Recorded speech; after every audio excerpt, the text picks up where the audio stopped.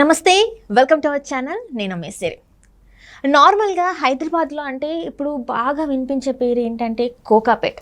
So కోకాపేట్లో అంటే 100 కోట్లకి అమ్ముడుపోయాయి భూములు అని చెప్పేసి అయితే మనం వార్తలలో చాలా చూసాం.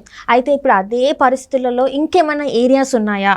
సో మన అంటే ఆ స్థాయికి ఒకవేళ మనం కొనుక్కుంటే రేపటి రోజున దాని మీద అంటే ఆ ప్లేసెస్ తీసుకొని అమ్మకానికి పెడితే మరి అంత లాభం వస్తుందా లేదా, అలాంటి ఏరియాస్ ఏమైనా ఉన్నాయా అని చెప్పి మనం వెతుకుతూ ఉంటాం కదా. సో అంటే ఉన్నాయా లేవా అని చెప్పడానికి మనతో పాటు ఉన్నారు. అంటే రియల్ ఎస్టేట్ రంగంలో చాలా ఏళ్ళ నుంచి వెళ్ళి చాలామందికి తన అనుభవంతో ఎంతోమందికి రియల్ ఎస్టేట్ రంగంలో అంటే ప్రాపర్టీస్ కొనడమే కావచ్చు, సజెషన్స్ ఇవ్వడమే కావచ్చు, సో ఇలాంటివన్నీ చేస్తున్నారు.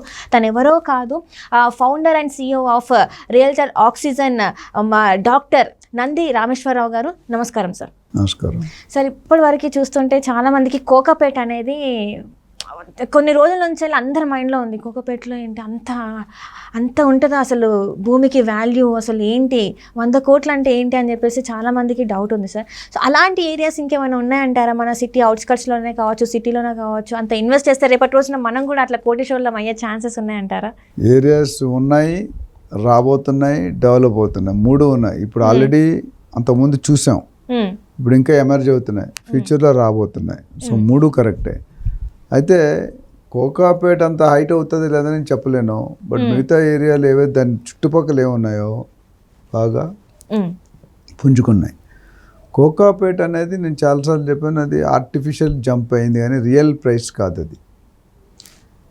అంటే ఇప్పుడు మనం వార్తలలో చూసాం కదా సార్, మరి చాలా వరకు అయితే నేను మీడియా మీద ఒక్కోసారి బౌన్స్ అవుతుంటాం. మీడియా ఏంటంటే ఉన్నది ఇంత ఉంటుంది, రాసేది ఇంత రాస్తారు. పనికొచ్చే మ్యాటర్ కంటే పనికిరాని మ్యాటర్ ఎక్స్క్లూజివ్ అని దించుతారు.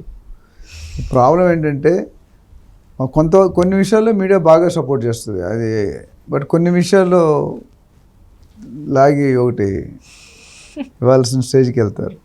అయితే ఇక్కడ ఏంటంటే నేను ఏం చెప్పాలనుకున్నా అంటే, మీడియా అనేది హైప్. ఇప్పుడు ఒక పర్టికులర్ రాజకీయ నాయకుడిని, ఒక పర్టికులర్ ప్రాజెక్ట్ని, ఒక పర్టికులర్ బిల్లని పెంచాలంటే మీరు అడ్వర్టైజ్మెంట్ చేసేస్తారు, దించాలంటే కూడా అడ్వర్టైజ్మెంట్. రెండూ కరెక్టే. ఇప్పుడు బిగ్ బాస్లో అదేదో అయింది ఇష్యూ, అప్పుడు ఆ పెద్ద ఇష్యూ అయిపోయింది కదా. ప్రశాంత్ ఎవరు నిన్న కాక మన కుమార్ యాంటీ కూడా పెద్ద ఇష్యూ అయింది. అవసరం అది. సో కొన్ని జరుగుతప్పుడు మనం మీడియా కావాలని చెప్పిన మీడియా వృత్తి అది, వాళ్ళు ప్రొఫెషన్ అది. కాబట్టి ఇది చిన్న వస్తువుని పెద్దగా చూపిస్తారు, భూతద్దంలో పెట్టి చూపిస్తారు. అయితే నేను ఇక్కడ అది ఎందుకు చెప్తున్నానంటే, కోకాపేట్ 100 కోట్లు అనేది it is not a realistic price. First మీ మైండ్లో తీసేసండి. అది హైప్డ్ ప్రైస్.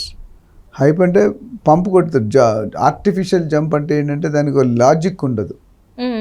10 రూపాయలు 20 రూపాయలు అయిందండి, 20 రూపాయలు 30 రూపాయలు అయిందండి, 10 రూపాయలు 100 రూపాయలు అయిపోయిందంటే మీరు ఆలోచించాలి కదా. 2 సంవత్సరాల క్రితం ఆక్షన్ అప్పుడు 3 సంవత్సరాలు 60 కోట్లు అన్నారు. ఫస్ట్ 30 కోట్లు ఉండే, తర్వాత 60 కోట్లు అయిన తర్వాత ఒకసారి 100 కోట్లు అయిపోయింది. అది సహజంగా పాసిబుల్ అది. సో ఇదంటే ఒక అన్ని ఫీల్డ్స్, షేర్ మార్కెట్ కానీ, గోల్డ్ మార్కెట్ కానీ, రియల్ ఎస్టేట్ మార్కెట్ కానీ, ఇవన్నీ మాఫియా. అంటే నేను రియల్ ఎస్టేట్ అట్లా అంటున్నారంటే వాస్తవం ఒప్పుకోవాలి. అయితే అందరూ అలా ఉంటారంటే అందరూ కాదు, కొంతమంది సెలెక్టెడ్ పీపుల్ ఉంటారు.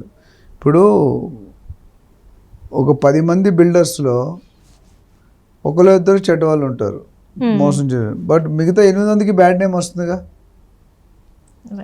ఒక బిందుడి పాలు ఒక నిమ్మకాయ చుక్కలు 2 వేస్తే అట్లా అయిపోతుంది. సో ప్రైస్ అనేది కోకాపేట్ పక్కన పెడితే మోకిలా కానీ, శంకరపల్లి కానీ, షాద్ నగర్ కానీ, షాబాద్ కానీ, బుదేరా కానీ, ఇవన్నీ కూడా రానున్న రోజుల్లో మంచి గ్రోత్ని చూస్తారు. ఆల్రెడీ గ్రోత్ మొదలైంది. సామాన్యుడు అంటే నార్మల్ పర్సన్ కెన్ ఎఫర్డ్.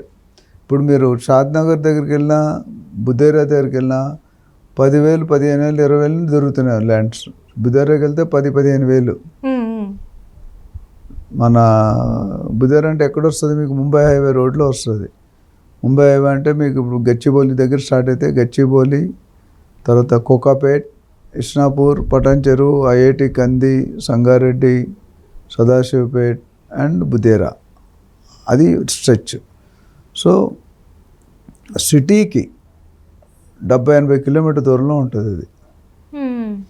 కానీ RRRకి దగ్గర అయిపోతుంది. ఇప్పుడు మా సంగారెడ్డి వరకు పెంచుతున్నారు కాబట్టి పెద్ద దూరం ఉండదు. సో RRR అయిన తర్వాత యాక్సెస్ ఈజీ అయిపోద్ది. సో ఇప్పుడు నేను చెప్తున్న ఏరియాలు అన్నీ కూడా ఇన్వెస్టబుల్ ఏరియాస్, అంటే పెట్టుకోవచ్చు మన స్తోమత బట్టి. షాద్ నగర్లో లేకపోతే మీరు సంగారెడ్డి ఐఐటి కందిలో కొన్నారంటే 25 నుండి 35 వేలు గజం ఉంది రోడ్ సైడ్. ఇన్సైడ్కి వెళ్తే 15,000, 12,000, 18,000 ఉంది. అదే బుధేరాకి వెళ్ళిపోతే మీకు 10,000 నుంచి స్టార్ట్ అవుతుంది. ఓకే, 8 to 10,000 నుంచి స్టార్ట్ అయ్యి 15,000 దాకా. అంటే గేటెడ్ కమ్యూనిటీ అయితే ఒకటి, రోడ్ సైడ్ అయితే ఒకటి, రోడ్కి ఇన్సైడ్ అయితే ఒకటి. ఇప్పుడు డబ్బులు ఉన్న వాళ్ళు ఎవరైనా సరే ఈ ఏరియాలో ఎక్కడ పెట్టుకున్నా మీకు డెవలప్మెంట్ గ్యారెంటీ అవుతుంది. 5 to 7 ఇయర్స్లో 100% డబుల్ అవుతుంది. అంటే చాలా వరకు ఇక్కడ ప్రజలు ఎట్లా ఉందంటే సార్, పబ్లిక్ది నెక్స్ట్ కోకాపేట అయితే ఆ ఏరియా అయితే బాగుంటుంది, మనం ఇన్వెస్ట్ చేస్తే రానున్న ఒక 6-7 ఇయర్స్లో మనం కూడా కోటీశ్వర్లం అయిపోవచ్చు అని చెప్పేసి వాళ్ళు అట్లా ఆలోచిస్తున్నారు. అంటే ఇదంతా మీడియా వల్లనా, లేకపోతే ఎవరైనా ఈ రియల్ ఎస్టేట్ వాళ్ళే ఇట్లాంటి ఒక అపోహ కలిగించారనుకోవచ్చు? అది రియల్ ఎస్టేట్ వాళ్ళు మైనర్ పర్సెంట్ ఉండొచ్చు, కానీ రియల్ ఎస్టేట్ వాళ్ళు పెంచలేరు. దానికి లాజిక్ ఉండాలి.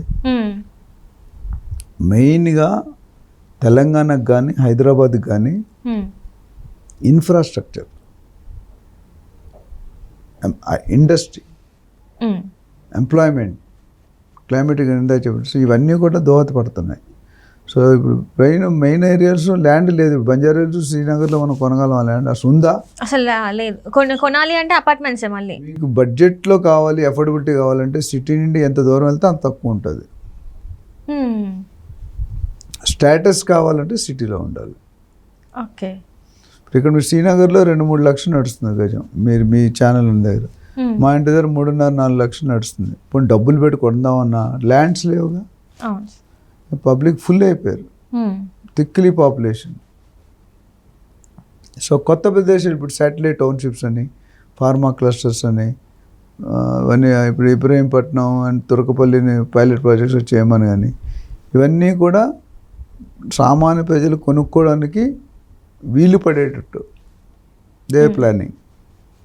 సో దానివల్ల ఇప్పుడు మనం ఏవైతే ఏరియాలు అనుకున్నాం, బుధేరా కానీ, అటు షాద్నగర్ కానీ, ఇటు షాబాద్ కానీ, ఇవన్నీ కూడా మోకిలాలో, శంకరపల్లిలో ఆల్రెడీ రేట్లు పెరిగిపోయి 56,000 టచ్ అయిపోయారు. మోకిలాలో 70-75 వేలు కూడా గజం ఉన్నది. సో కొన్ని ఏరియాల్లో 30-40 కూడా ఉంది. సో 50,000 యావరేజ్గా నడుస్తుంది.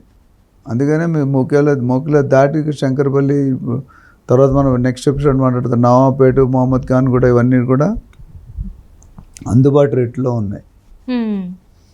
సో ప్రజలు ఎవరైనా ఇన్వెస్ట్ చేయాలనుకుంటే మా రియల్టర్ ఆక్సిజన్లో ఒక ఇన్వెస్ట్మెంట్ సెల్ ఉంది సపరేట్గా.